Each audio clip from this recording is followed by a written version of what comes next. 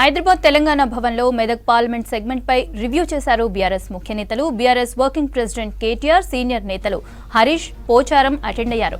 సిద్దిపేట, మెదక్, నర్సాపూర్, సంగారెడ్డి, పటాన్ చెరువు, దుబ్బాక, గజ్వేల్ అసెంబ్లీ నియోజకవర్గాల నేతలు మీటింగ్ కు హాజరయ్యారు. ఎంపీ ఎన్నికల్లో అనుసరించాల్సిన వ్యూహాలపై సమావేశంలో చర్చించారు.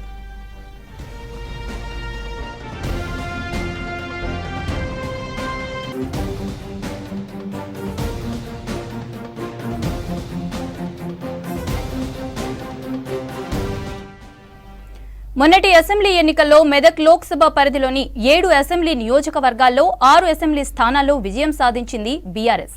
మొదటి అసెంబ్లీ స్థానంలో మాత్రం కాంగ్రెస్ గెలిచింది. 2018 అసెంబ్లీ ఎన్నికల్లోనూ సేమ్ సీన్. అప్పుడు మెదక్ పార్లమెంట్ పరిధిలో 6 అసెంబ్లీ స్థానాల్లో బీఆర్ఎస్ విజయం సాధిస్తే సంగారెడ్డిలో మాత్రం జగ్గారెడ్డి గెలుపొందారు.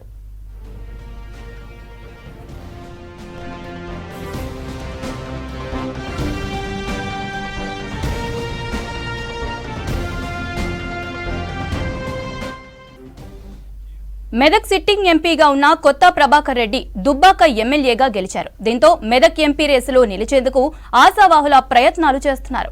గాలి అనిల్ కుమార్, పద్మా దేవేందర్ రెడ్డి, వంటేరు ప్రతాప్ రెడ్డి, ఎమ్మెల్సీ వెంకట్రామిరెడ్డి, షేరి సుభాష్ రెడ్డి రేసులో ఉన్నారు. అయితే కేసీఆర్ మెదక్ లోక్సభ నుంచి పోటీ చేస్తారని ప్రచారం జరుగుతోంది. ఒకవేళ ఆయన పోటీ చేయకుంటే వేరే అభ్యర్థిని బరిలో నిలిపేందుకు ప్లాన్ చేస్తుంది బీఆర్ఎస్.